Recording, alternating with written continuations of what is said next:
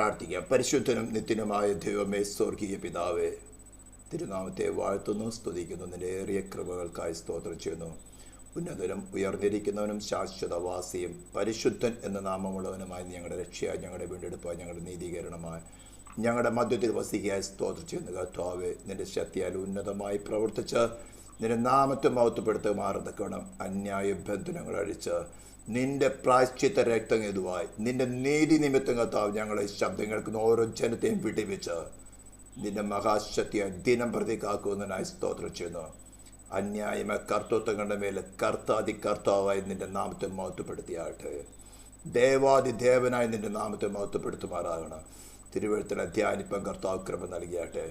പരിശുദ്ധാത്മാവ് ദൈവത്തിൻ്റെ പൂർണ്ണ കർത്തൃത്വം ഏറ്റെടുക്കുവാൻ തക്കവണ്ണം ഞങ്ങളെ പോലെ കരങ്ങളിൽ ഏൽപ്പിക്കുന്നു. കർത്താവെ, ഈ ശബ്ദം കടന്നു ചെല്ലുന്ന ഓരോ വ്യക്തികളെ, അവർ ഉപയോഗിക്കുന്ന ഇലക്ട്രോണിക്സ് ഉപകരണങ്ങളെ, ദേശങ്ങളെ, പരിസരങ്ങളെ നിന്റെ പ്രായശ്ചിത്തം ഇതുമായിട്ട് സാങ്ക്ടിഫൈ ചെയ്യുന്നു.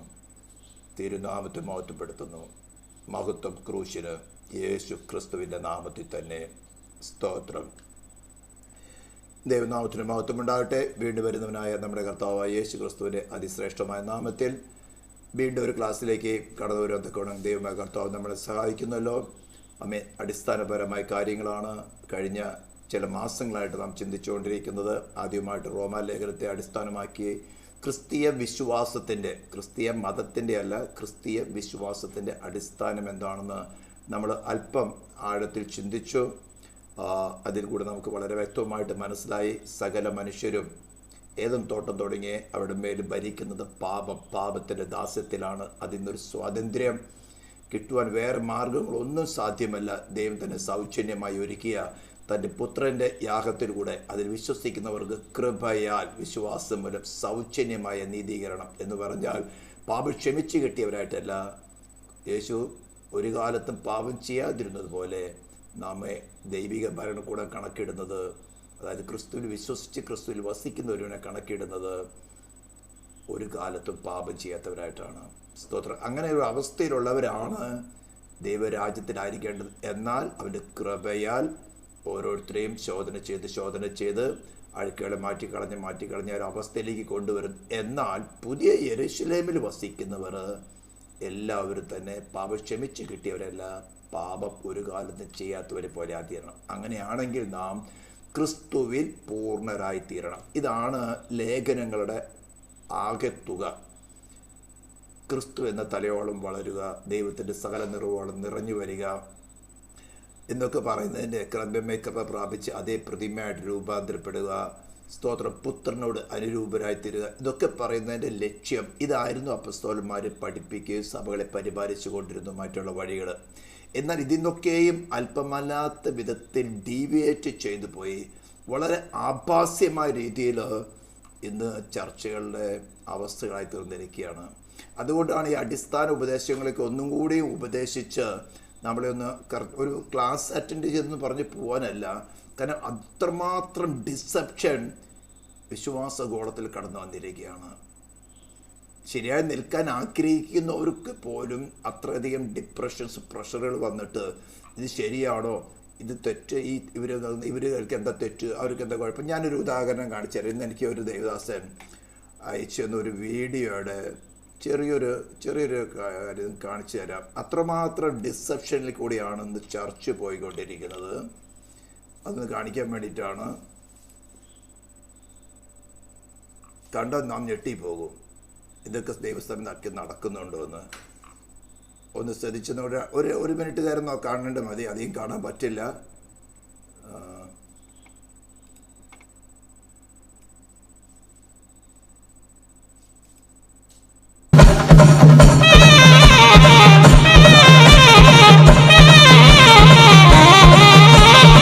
കാണാൻ പറ്റത്തില്ല.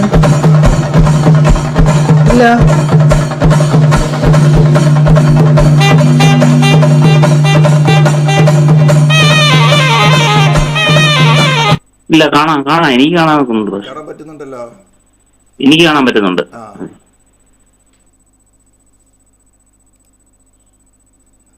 ഇപ്പം വന്നു.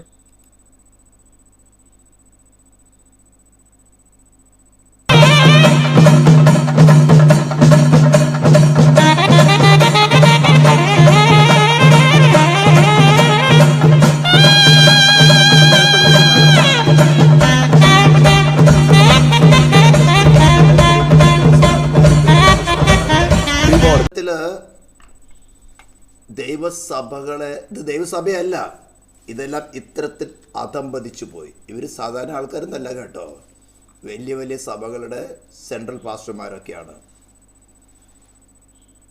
ഇത് ഹലാൽ എന്ന് പറഞ്ഞിട്ടാണ് അവർ ചെയ്യുന്നത്. ഹലാലല്ല, ഇത് അറബിയിൽ പറയും ഹറാമെന്ന്, മലയാളികൾ ഉപയോഗിക്കാറുണ്ട് വേർഡ്. അപ്പോൾ നമ്മൾ ഈ ദിവസങ്ങളിൽ ചിന്തിച്ചുകൊണ്ട് വരുന്നത് വളരെ ആഴത്തിലുള്ള വിഷയങ്ങളാണ്. ഇപ്പോൾ റോമാലേഖനത്തിൽ നമുക്ക് അടിസ്ഥാനമായിട്ട് മനസ്സിലായി, ഇതെല്ലാം പെരിഫറലായിട്ട് നമ്മുടെ ജഡത്തിൽ വസിക്കുന്നതായിട്ടുള്ള ഇമോഷനെ ഡെവലപ്പ് ചെയ്തിട്ട് ഇമോഷനിലുള്ള തുള്ളലും കളികളാണ്.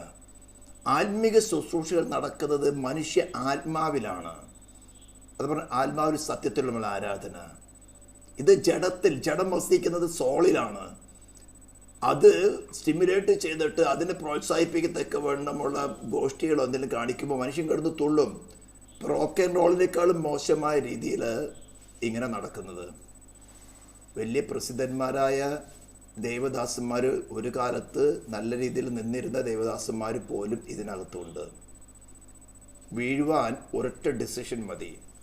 രക്ഷയിലെ പൂർത്തീകരണയ്ക്ക് വരണമെങ്കിൽ നമുക്ക് അനേകമായിട്ടുള്ള ഇടുക്കം ഞെരുക്കമുള്ള പാതയുടെ അനേക ഇടുക്ക വഴിയിൽ കൂടെ പോകണം.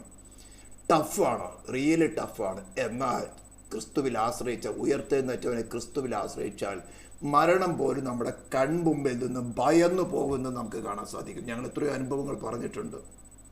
നമുക്ക് സാധിക്കും. അതിന് നമുക്ക് വലിയ ക്വാളിഫിക്കേഷൻ ഒന്നും വേണ്ട, വലിയ ഡിഗ്രി വേണ്ട, വലിയ മൾട്ടി ലാംഗ്വേജ് വേണ്ട.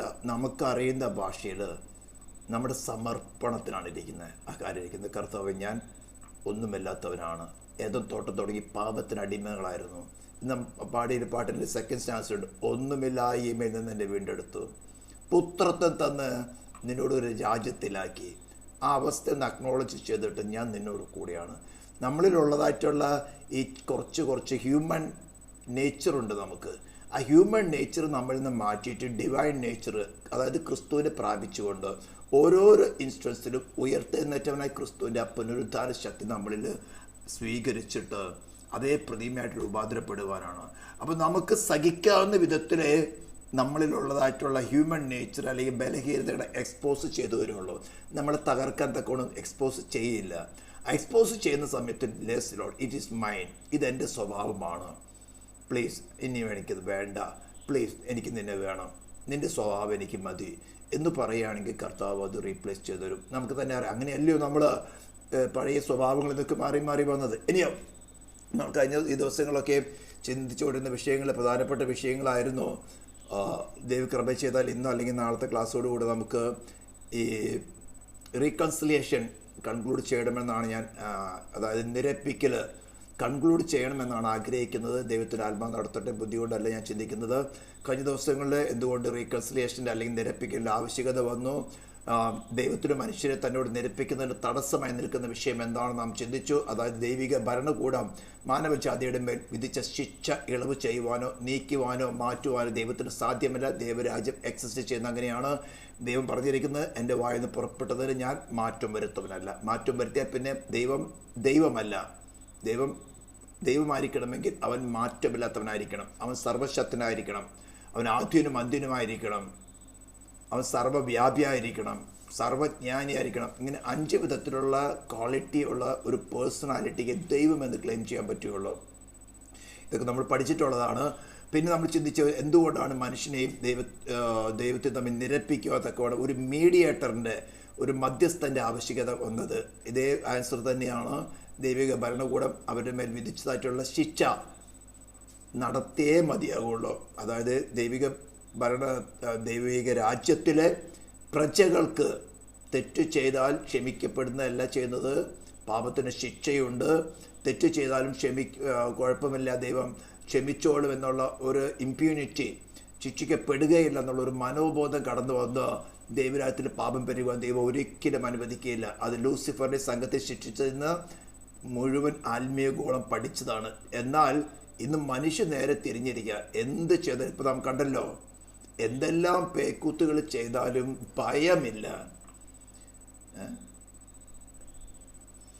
അങ്ങനെ അവസ്ഥയാണ് വന്നിരിക്കുകയാണ്. ഇനിയോ നമ്മൾ അടുത്ത കാര്യം ചിന്തിച്ചായിരുന്നു, എങ്ങനെയാണ് ദൈവം ഈ മനുഷ്യനെ നിരപ്പിക്കുന്ന പദ്ധതി എങ്ങനെ ചെയ്തെടുത്തത് നമ്മൾ യശയ്യാപ്രവചനം 53 അധ്യായത്തെ ആധാരമാക്കി വളരെ ഡീപ്പായിട്ട് പഠിച്ചിട്ടുള്ളതാണ്. ഈ സബ്ജക്റ്റ് നമ്മൾ കുറച്ചുമായിട്ട് ചിന്തിച്ചു. പുത്രൻ എങ്ങനെയാണ് തന്നെക്കുറിച്ചുള്ള മോശയുടെ ന്യായപ്രമാണത്തിൽ പ്രവാചക പുസ്തകങ്ങൾ സംഗീതത്തിലും തന്നെക്കുറിച്ച് എഴുതിയിരിക്കുന്ന കാര്യങ്ങളൊക്കെ മനസ്സിലാക്കിയിട്ട് പറയുന്നത്, ദൈവമേ നിന്റെ ഇഷ്ടം ചെയ്യുവാൻ ഞാൻ പ്രിയപ്പെടുന്നു. അത് പൂർണ്ണമായിട്ടും, അതായത് 16 സംഗീതത്തിൻ്റെ 10 വാക്യത്തിൽ പറയുന്നത് പോലെ അവനെ ദ്രവത്വം കാണാൻ സമ്മതിക്കുകയില്ല, പാതാളത്തിൽ കൈവിടുകയില്ല. അതായത് പാതാളത്തിൽ പോകേണ്ടി വരും. സർവ്വ മാനവജാതിയും നിത്യ യുഗങ്ങൾ നരകത്തിൽ കൈവിട്ടു പോകുന്നതിന് പകരം തൻ്റെ പുത്രൻ അല്പസമയം കൈവിട്ട അവസ്ഥയിലേക്ക് കണ്ടമിനേഷൻ അനുഭവിക്കുന്ന നല്ലതെന്ന് കണ്ട ദൈവസ്നേഹമാണ് അവിടെ പ്രദർശിപ്പിച്ചത്. അതിന് വലിയൊരു ഒരുക്കം, വലിയൊരു കാര്യമാണ്. നമുക്ക് മനുഷ്യർ ചിന്തിക്കാൻ പറ്റുന്നൊരു കാര്യമല്ല. സ്തോത്രം. എങ്കിലും നമുക്ക് അല്പമായിട്ട് ദൈവത്തിൻ്റെ ആത്മ വെളിപ്പെടുത്തനുസരിച്ച് കൊണ്ട് നമുക്ക് മനസ്സിലാകും. ഇതെല്ലാം അറിയുമ്പോഴാണ് നമ്മുടെ ഹൃദയം തകർന്നുകൊണ്ട് എന്ന് പറഞ്ഞ് നമുക്ക് ആവശ്യമുള്ള കാര്യങ്ങളെല്ലാം വലിച്ചെറിഞ്ഞ് കളയുമെന്നല്ല. അതെല്ലാം മൊറാലിറ്റി അല്ലെങ്കിൽ ലീഗലിസം പഠിപ്പിക്കലാണ്.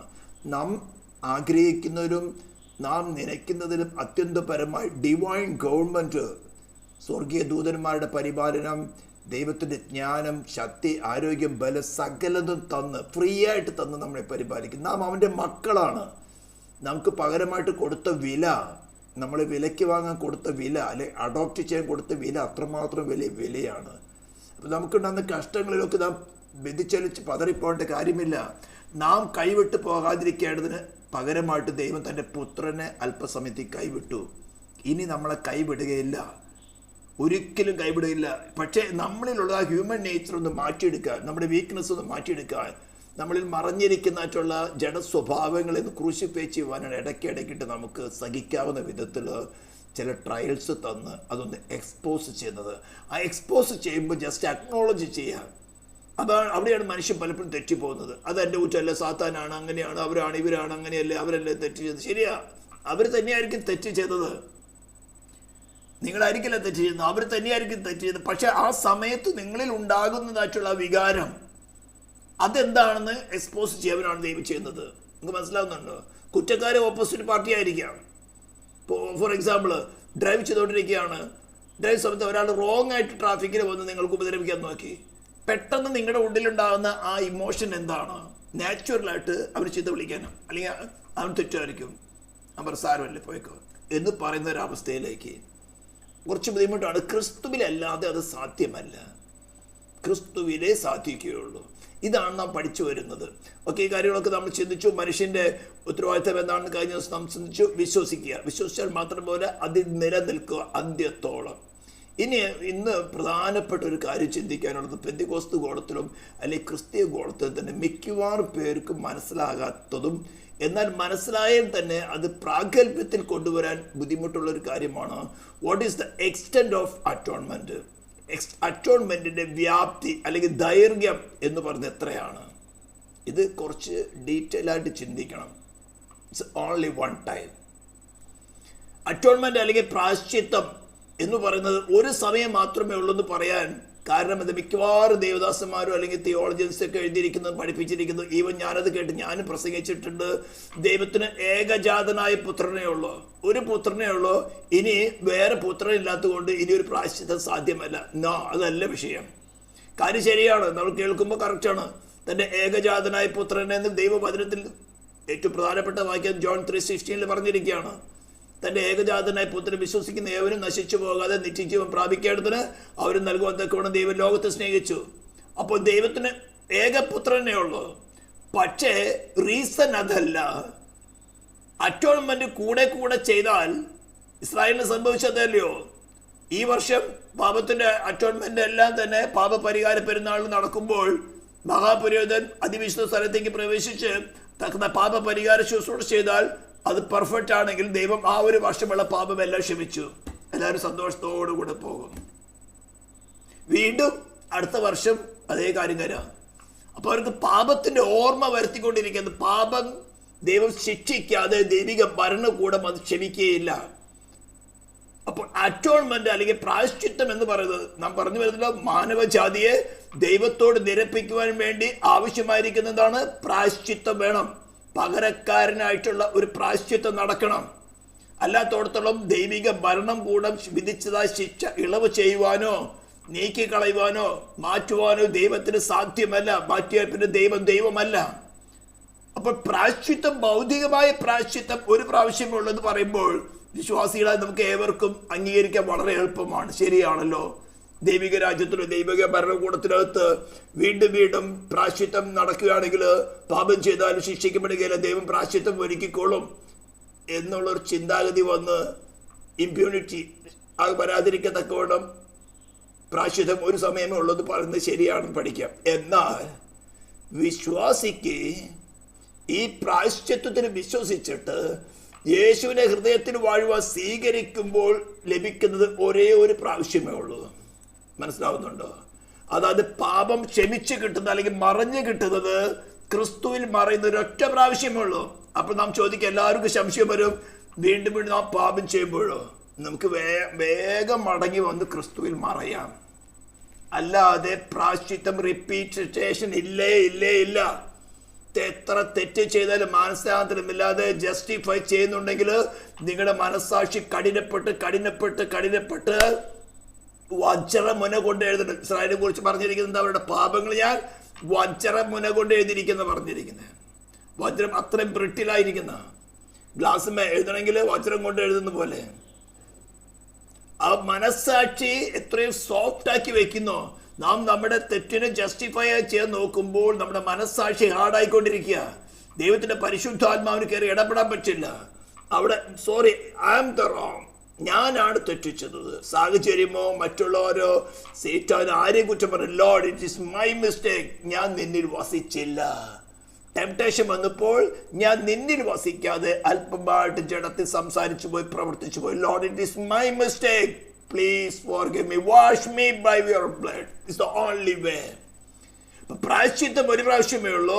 ദൈവത്തിന്റെ പരിശുദ്ധാത്മാവ് നമ്മുടെ ഹൃദയത്തിൽ കടന്നു വന്ന് പാപത്തെക്കുറിച്ച്, നീതിയെക്കുറിച്ച്, ന്യായവിധിയെക്കുറിച്ച് ബോധം വരുത്തി നല്ലവണ്ണം നമുക്കത് മനസ്സിലായി പാതാളത്തിന്റെ നരകത്തിന്റെ ബേണിംഗ് എഫക്റ്റ് നമ്മുടെ സോളിൽ വെളിപ്പെടുത്തി ശിക്ഷ നമുക്ക് അല്പമായിട്ട് വെളിപ്പെടുത്തി ഇപ്പൊ നാം വിറച്ചു പോയവരാ. ഈ അനുഭവം ഉള്ളവർക്ക് അറിയാം. അല്ലാതെ പെന്തക്കോസ്തിനകത്ത് അനേകരെ കടന്നു പോയിട്ടുണ്ട്, അവർ വീണ്ടുജനത്തിന്റെ അനുഭവത്തിലേക്ക് വന്നിട്ടില്ല. പക്ഷേ ദൈവം ദീർഘക്ഷമയും മഹാദൈവമുള്ളവനായിക്കൊണ്ട് ഇതുപോലെ ഉപദേശം പറഞ്ഞു തരികയാണ്. This is the way. അപ്പൊ ദൈവത്തിന്റെ പരിശുദ്ധാത്മാവ് ഒരു മനുഷ്യ സോളിലേക്ക് കടന്നു വന്ന് അവന്റെ സോളിലേക്ക് പാപത്തെക്കുറിച്ച്, നീതിയെക്കുറിച്ച്, ന്യായവിധിയെക്കുറിച്ച് ബോധം വരുത്തുമ്പോൾ അയ്യോ ഞാൻ പാപി, ആ പാപത്തിന്റെ മാനിഫെസ്റ്റേഷൻസ് ആണ് എന്നിൽ കൂടെ നടന്നുകൊണ്ടിരിക്കുന്നത്. അത് ഡിഫറെന്റ് തൗസൻഡ്സ് ഉണ്ട്. അതൊന്നും ബൈബിളിൽ എല്ലാം എഴുതാൻ പറ്റില്ല. കാരണം ആ ഫ്ലഷ് അല്ലെങ്കിൽ പാപം എന്ന് പറയുന്നത് സൈറ്റാന്റെ സന്തതിയാണ്. അത് പല വിധത്തിലും മാനിഫെസ്റ്റ് ചെയ്യും, വെളിപ്പെടും. ചിലർ കൊണ്ട് മദ്യപാനം ചെയ്യിപ്പിക്കും, ചിലർ വേശ്യാപ്രവൃത്തി, ചിലർ കള്ളം പറയും, ചിലർ ദൈവവചനെടുപ്പ് കണ്ടില്ലേ, ഒരു പേക്കുത്ത് കണ്ടില്ലേ, അടുത്ത് നടക്കുക മലയാളികളിൽ. ഇതുപോലെ പലതും ചെയ്യിക്കും. ഇതെല്ലാം പാപത്തിന്റെ മാനിഫെസ്റ്റേഷൻ. കാരണം അവർക്ക് ഡെലിവറൻസ് കിട്ടിയിട്ടില്ല, ദൈവമായിട്ട് റീകൺസിലേഷൻ നടന്നിട്ടില്ല. അത് നടന്നിട്ടുണ്ടെങ്കിൽ തന്നെയും സ്ലിപ്പായി പോയി. അനേക വിശുദ്ധന്മാർ അതിനകത്തുണ്ട്, വീണ്ടുജനം പ്രാപിച്ചു വന്നവരുന്നുണ്ട്. പക്ഷെ ടെംപ്ടേഷൻ വന്നപ്പോൾ അത് ശരിയാണല്ലോ. ഹവയ്ക്ക് എന്താ സംഭവിച്ചത്? ദൈവാനുരൂപത്തിൽ സൃഷ്ടിക്കപ്പെട്ട ആദാമിൽ നിന്നാണ് ഹവയെ സൃഷ്ടിച്ചത്. ദൈവത്തിന്റെ തേജസ് പൂർണ്ണമായി വസിച്ചിരുന്ന ഹവയാണ്, ആദാമാണ്. ഒരു വേറൊരു ഉപദേശം കടന്നു വന്നപ്പോൾ ശരിയാണല്ലോ അത്, എന്തുകൊണ്ട് ദൈവത്തെ കൂടാതെ വാണുകൂടാ? ഒരു ആഗ്രഹം കടന്നു വന്നതേ ഉള്ളൂ, ഉടനെ ദൈവത്തെ വിട്ടു മാറി. അതിന്റെ മാനിഫെസ്റ്റേഷനാണ് വിശുദ്ധഫലം പറിക്കുന്നു തിന്നുന്നതും ഭർത്താവിന് കൊടുക്കുന്നു അവന് തിന്നുന്നതും. ഇത്ര കണ്ണിങ് ആണ്. പിന്നെ അവർക്ക് ആരെങ്കിലും വചനം പറഞ്ഞു കഴിഞ്ഞാൽ എന്നാ ദൈവ ആത്മാവുള്ളവർ, ദൈവശക്തിയുള്ളവർ വന്നത് ഞങ്ങൾ ശാസിക്കട്ടെ, ഞങ്ങൾ ഡെലിവർ ചെയ്തിട്ട് സത്യത്തെ സ്നേഹിച്ച് കൈക്കൊള്ളാകിയാൽ അവർ ന്യായവിധി ചെന്നുപെടേണ്ടതിന് ദൈവം തന്നെ ബോഷ്ക്ക് വിശ്വസിക്കുമാർ വ്യാജത്തിന് വ്യാപാരിച്ചത് ഇതുപോലെ അയച്ചുകൊണ്ടിരിക്കും. ചെണ്ടമേളം കേട്ടാലും റോക്കൊണ്ടുകൾ കേട്ടാലും തുള്ളാൻ തോന്നും. ഞങ്ങൾ യേശുവിനല്ലേ സ്തുതിക്കുന്നത്, ഞങ്ങൾ വിഗ്രഹങ്ങളൊന്നും വെച്ചിട്ടില്ലല്ലോ, ശരിയാണെന്ന് തോന്നിപ്പോകും. ദൈവം തന്നെ അയച്ചു കൊടുക്കുക, പരിശുദ്ധാത്മാവ് കൺവിക്റ്റ് ചെയ്യുന്നില്ല. അപ്പോൾ അറ്റോൺമെന്റ്, ഫിസിക്കൽ അറ്റോൺമെന്റ് ദൈവത്തിന് ഏകപുത്രൻ ഉള്ളത് കൊണ്ടല്ല. ഒരു പ്രാവശ്യം ദൈവനീതി റിപ്പീറ്റ് ചെയ്യാൻ സമ്മതിക്കുകയില്ല. അതുകൊണ്ടാണ് ഒരു സെക്കൻഡ്, ചിലപ്പോൾ മാത്യു ആയിരിക്കും.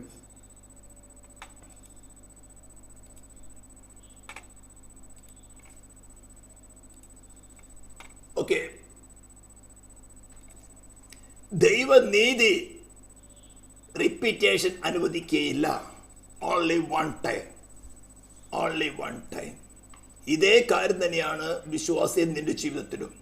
അതുകൊണ്ട് വളരെ സൂക്ഷ്മതയോടുകൂടി, ഒരു പക്ഷെ നിങ്ങളത് കേട്ടിട്ടില്ലായിരിക്കും, വളരെ സൂക്ഷ്മതയോടുകൂടി ആയിരിക്കണം നമ്മുടെ വിശ്വാസ യാത്ര.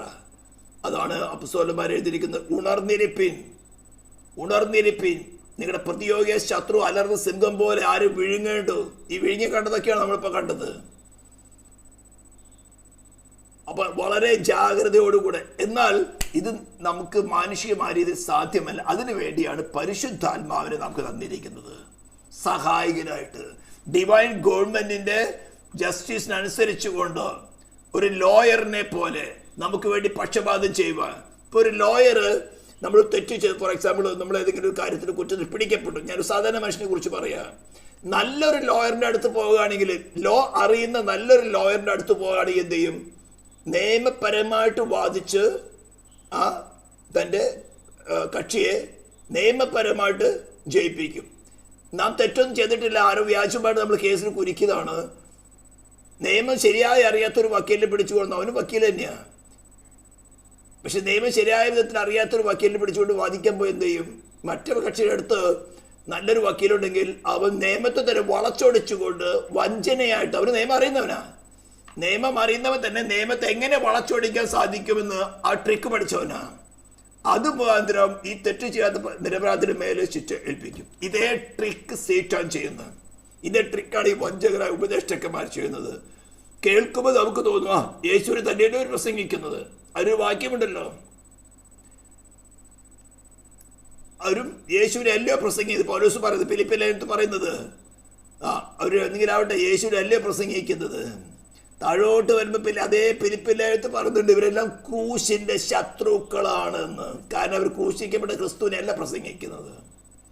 അപ്പം നീ ഒരേ ഒരു പോയിന്റ് ഉള്ളു, പക്ഷെ വളരെ ഇമ്പോർട്ടൻറ്റും വളരെ സീരിയസ് ആയ ഒരു പോയിന്റാണ് പ്രായശ്ചിത്വം, ഫിസിക്കൽ അറ്റോൺമെന്റ്. ഒരു പ്രാവശ്യമുള്ളതുപോലെ ഇനി ഒരു പുത്രൻ ഇല്ലാത്തത് കൊണ്ടല്ല, ദൈവരാജ്യം അത് റിപ്പീറ്റ് ചെയ്യുവാൻ അനുവദിക്കുകയില്ല. ഡിവൈൻ ഗവൺമെന്റിന്റെ ജസ്റ്റിസ്, നിയമകൂടം അത് അനുവദിക്കുകയില്ല. അനുവദിച്ചാൽ ദൈവരാജ്യത്തിൽ ഇമ്പ്യൂണിറ്റി കടന്നു വരും. പാപം ചെയ്താൽ ദൈവം പ്രായശ്ചിത്തം ഒരുക്കിക്കൊള്ളും. അതേപോലെ തന്നെ ദൈവം പാപങ്ങൾ ക്ഷമിക്കും. കർത്താവേ എന്നോട് ക്ഷമിക്കണേ, ഞാൻ എങ്ങനെ പറഞ്ഞു പോയി ചെയ്തു പോയി. No, you have to hide in Christ. ക്രിസ്തുവിൽ മറയുക. അതാണ് ദാവീദ് 32 സംഗീതത്തിൽ പറയുന്നത്, ലംഘനം ക്ഷമിച്ചും പാപം മറച്ചും കിട്ടിയ മനുഷ്യൻ ഭാഗ്യവാൻ. അത് ഞാൻ എപ്പോഴും കൃപാസനത്തെ കുറിച്ചുള്ള ക്ലാസ് എടുക്കുമ്പോൾ പറയുന്നത്, നിയമപ്പെട്ടകം, ആ നിയമപ്പെട്ടകം 2.5 മുഴം വീതിയും 2.5 മുഴം നീളവും 1.5 മുഴം വീതിയും. അതേ അളവിലാണ് കൃപാസനം, ക്രിസ്തുവിനെ റെപ്രസെന്റ് ചെയ്യുന്ന കൃപാസനം അതിന്റെ മേൽ കവർ ചെയ്തിരിക്കുന്നത്. അത് നിയമപ്പെട്ടകം വിശ്വാസിയായാലും അവിശ്വാസിയായാലും അവന്റെ മേൽ നിരന്തരമായിട്ട് ശിക്ഷ, നിരന്തരമായി മരണശിക്ഷ വിധിച്ചുകൊണ്ടിരിക്കും. നീ പാപി, നീ പാപി, നീ മരണയോഗ്യ, നീ മരണയോഗ്യ. എന്നാൽ അതിന്റെ മേളിൽ കവർ ചെയ്തിരിക്കുന്ന കൃപാസനം പറയുന്നത് എന്താ? I did the atonement. ഞാൻ ഈ വ്യക്തിക്ക് വേണ്ടി അറ്റോൺ ആയിട്ടുള്ളതാ, പാപ പരിഹാരമായിട്ടുള്ളതാ. അപ്പൊ ഡിവൈൻ ജസ്റ്റിസ് നോക്കുന്നത് ഈ വ്യക്തിയല്ല, അവനെ കവർ ചെയ്തിരിക്കുന്ന ക്രിസ്തുവിനെയാണ്. ഇതാണ് നമ്മുടെ രക്ഷയുടെ അടിസ്ഥാനം. ഇതിനാണ് നമ്മൾ ക്രിസ്തുവിൽ മറയുക. പക്ഷെ നമ്മൾ ടെംപ്ടേഷൻസ് വരുമ്പോൾ നമ്മൾ ഏവരും സ്ലിപ്പായി പോവുക. പക്ഷേ നമുക്കത് പൗലോസ് റോമായനത്തിൽ പറഞ്ഞിരിക്കുന്നത്, കൃപ പെരുകേണ്ടതിന് പാപം ചെയ്തുകൊണ്ടിരിക്കുന്നു ഒരു നാട് മരുത്. അവരുടെ കൃപയ്ക്ക് വേണ്ടി ചോദിച്ചു, ലോർഡ് എനിക്ക് ഈ ടെംപ്ടേഷനെ ഓവർകം ചെയ്യാനുള്ള കൃപ തരണം. ദൈവത്തിൻ്റെ പരിശുദ്ധാത്മ നമുക്ക് ടെംപ്ടേഷൻ വരാൻ പോകുന്നുണ്ടെങ്കിൽ നമുക്ക് ചെറുതായിട്ടൊരു ഹിൻഡ് തരും. Something going to wrong, something going to happen wrong, please. അതായത് ഉണർന്നിരിക്കുക, ജാഗരിക്കുക. അപ്പോൾ കർത്താവിൽ വസിക്കുക എന്നുള്ളതാണ് ഒരേ ഒരു മാർഗം. കർത്താവിനോട് ക്ഷമിക്കണേ. പലരും വിശ്വാസികൾ അതുപോലും പറയാത്തവരുണ്ട്. ജസ്റ്റിഫൈ ചെയ്യും, ഞാൻ ശരിയല്ലേ. ശരിയാ, നീ കറക്റ്റ് ആയിരിക്കും, പക്ഷേ ഇത് ഓപ്പോസിറ്റ് നിൽക്കുന്ന ആളായിരിക്കും റോങ്. പക്ഷേ ആ സമയത്ത് നിന്നിലുണ്ടാകുന്ന ഇമോഷൻ എന്താണെന്ന് നിനക്ക് കാണിച്ചു തരാനാണ് ആ ഒരു സംഭവം ദൈവത്തിൻ്റെ പരിശുദ്ധാത്മാവ് ഓർഗനൈസ് ചെയ്തത്. ആ സംഭവത്തിൽ നമ്മളുണ്ടാകുന്ന ഇമോഷൻ എന്താണ്? അവരുടെ ക്ഷമയോ, തെറ്റ് ചെയ്താലും സോറി, സാരമില്ല എന്ന് പറയാനുള്ളൊരു മനസ്ഥിതി ഉണ്ടെങ്കിൽ ഓക്കെ. നമ്മുടെ പ്രത്യേകിച്ചും ദൈവസഭയ്ക്കൊത്ത ഒരാൾ തെറ്റ് ചെയ്താൽ നമ്മൾ ഒരു ശരീരമാണ്, ഒരു ശരീരം, ഒരു അപ്പത്തിൻ്റെ അംശികളാണ്. മറ്റൊരാൾ തെറ്റ് ചെയ്താൽ നോ, ഇറ്റ്സ് മൈ മിസ്റ്റേക്ക്. ഈ ഒരു മനോഭാവത്തിലേക്ക് നമ്മൾ ഡെവലപ്പ് ചെയ്ത് കൊണ്ടുവരണം. അപ്പോൾ നാം ക്രിസ്തുവിൽ വസിക്കുന്നവരായി. അപ്പോൾ ദൈവിക ഭരണം നോക്കുന്ന നമ്മളെയല്ല, ക്രിസ്തുവിനെയാണ് നോക്കുന്നത്. ചെറിയൊരു സബ്ജക്റ്റ് ആണെങ്കിലും വളരെ ഇമ്പോർട്ടൻ്റ് ആയിട്ടുള്ള സബ്ജക്റ്റാണ്. അതുകൊണ്ട് ഇന്നു മുതൽ കർത്താവേ നിന്നിൽ വസിക്കുക. ഈ ടെംപ്റ്റേഷൻസിനെ ഓവർകം ചെയ്യണമെങ്കിൽ എനിക്ക് നിൻ്റെ കൃപ ആവശ്യമുണ്ട്. Please help me, please help me. ഇത് പറഞ്ഞാലും വീണ്ടും ടെംപ്റ്റേഷൻ ഉണ്ടാവും. നമ്മളിലുള്ളതായിട്ടുള്ള സ്വഭാവങ്ങൾ വെളിപ്പെടും. അത് ജസ്റ്റ് അക്നോളജ് ചെയ്യുക. ലോർഡ്, എനിക്ക് മനസ്സിലായി, എൻ്റെ നന്മയ്ക്ക് വേണ്ടി ഇങ്ങനൊരു അവസരമുണ്ടായി, എനിക്കിത് മനസ്സിലായോ. ഇത് നിങ്ങൾ മനസ്സിലാക്കി കഴിഞ്ഞാൽ നിങ്ങൾക്ക് സന്തോഷപൂർവ്വം വിശ്വാസം ചെയ്ത് മുന്നോട്ട് കൊണ്ടുപോകാം.